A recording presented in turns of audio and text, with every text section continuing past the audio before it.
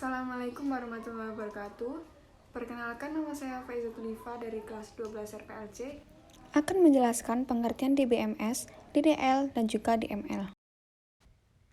Database Management System atau biasa disebut dengan DBMS merupakan suatu sistem perangkat lunak untuk memungkinkan user mengakses database secara praktis dan efisien.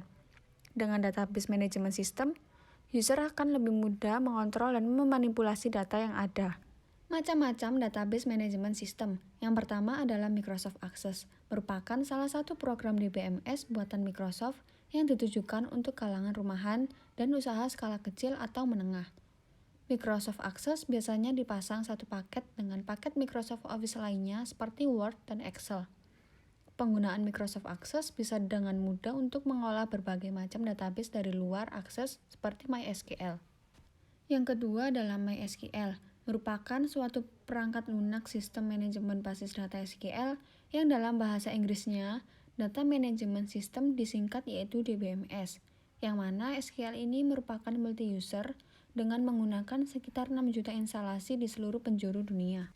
Yang ketiga ada Oracle Database, merupakan Relation Database Management System atau disingkat yaitu RDBMS yang berfungsi untuk mengelola suatu informasi yang secara terbuka, komprehensif, dan terintegrasi.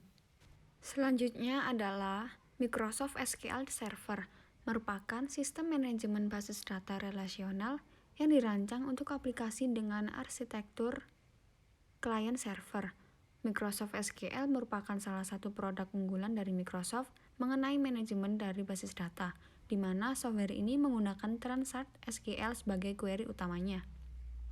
Fitur yang terdapat pada Microsoft SQL Server yaitu memiliki kemampuan untuk membuat basis data, clustering, dan mirroring.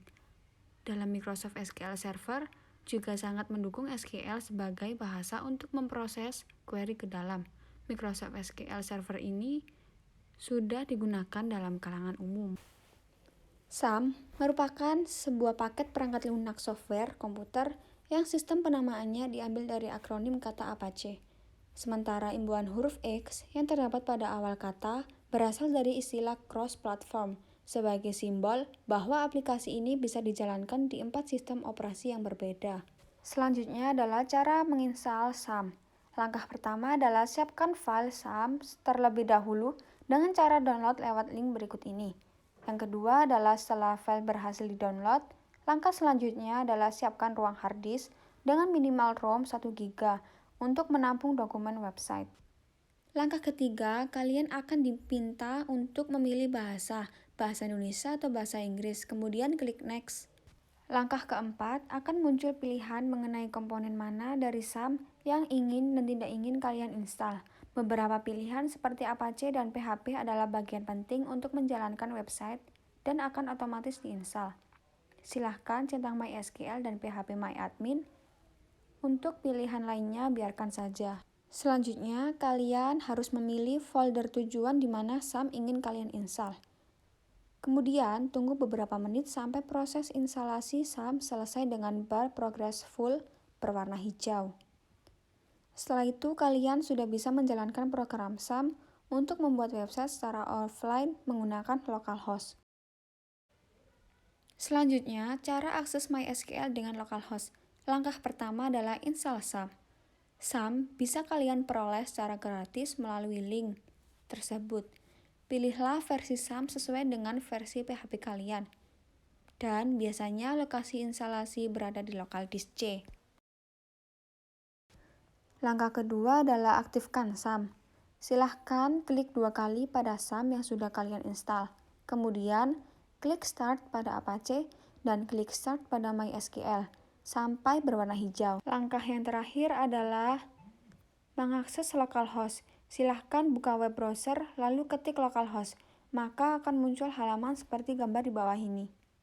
Selanjutnya adalah cara akses MySQL dengan command prompt. Langkah pertama adalah Start, Aksesoris, kemudian command prompt, maka akan tampil gambar seperti di bawah ini. Langkah kedua, ketikkan cd spasi SAM, kemudian cd MySQL, selanjutnya cd bin, dan cd bin MySQL D, .exe, maka akan muncul seperti di bawah ini. Langkah ketiga adalah ketikkan show database untuk melihat semua list database. Dan yang langkah keempat adalah ketikkan use nama database. Contohnya use zeolite seperti gambar di bawah ini. Langkah kelima adalah ketikkan show tabel seperti di bawah ini, maka akan tampil tabel dari database yang telah dipilih. Langkah keenam, ketikkan select from nama tabel, maka akan muncul tampilan seperti gambar di bawah ini. Selanjutnya, ketikkan dash nama tabel. Setiap perintah MySQL harus ditutup dengan titik koma agar tidak terjadi error atau program tidak bisa berjalan. Selanjutnya adalah macam-macam sintak SQL. Yang pertama adalah membuat database baru. Sintak SQL-nya adalah create database nama underscore database. Kemudian ada membuka database. Perintahnya adalah use nama underscore database. Dan yang ketiga adalah menampilkan database dengan perintah show database titik koma. Yang keempat adalah menghapus database dengan perintah drop database nama underscore database titik koma. Aturan penulisan DDL. Apa sih DDL itu? DDL merupakan bahasa pemrograman dalam komputer yang dapat dimanfaatkan untuk membuat maupun memodifikasi struktur dari suatu objek dalam database yang utamanya berbentuk skema. Selanjutnya adalah aturan penulisan DDL. Apa sih DDL itu? DDL merupakan bahasa pemrograman dalam komputer yang dapat dimanfaatkan untuk membuat maupun memodifikasi struktur dari suatu objek dengan database yang utamanya berbentuk skema. Contoh perintah tersebut memiliki arti bahwa akan dibuat suatu tabel baru bernama buku perpus yang memiliki kolom entitas seperti ID yang diberi primary key atau tidak bisa sama dengan data lainnya. Di sana akan dibuat juga kolom kode buku dengan tipe data varchar yang memiliki kapasitas tampung sebanyak 20 karakter dan dapat dikosongkan dengan mencantumkan kode 0. Selain itu, ada juga judul buku yang bertipe data varchar dengan kapasitas tampung 225 karakter dan tidak boleh kosong dengan kode not 0. Terakhir, ada tanggal terbit dengan tipe data date dan boleh dikosongkan dengan kode 0. Selanjutnya adalah aturan penulisan DML. Apa sih DML itu? DML merupakan sekumpulan elemen sintaks yang mirip dengan bahasa pemrograman komputer yang digunakan untuk memanipulasi data, misalnya memilih, memasukkan, menghapus, dan memperbarui data yang ada di dalam database. Nah, pada contoh perintah DML tersebut, terdapat 3 perintah yang memiliki fungsi yang berbeda. Pada baris pertama adalah perintah yang berfungsi untuk menampilkan data. Di sana terdapat perintah utamanya adalah select, yang artinya menampilkan.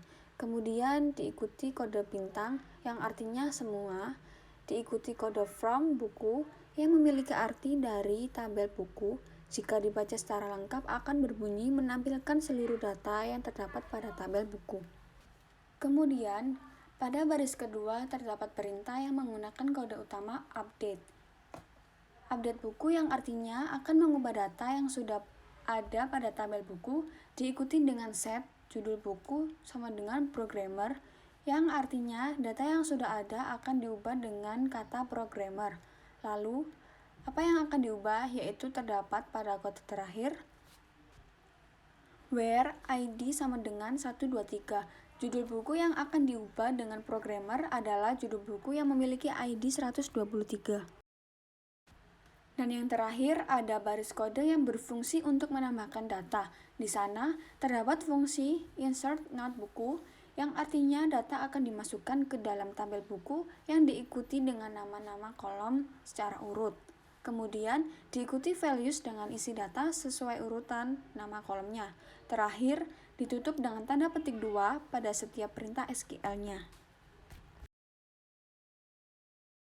Sekian presentasi dari saya. Apabila ada salah kata, mohon dimaafkan. Wassalamualaikum warahmatullahi wabarakatuh.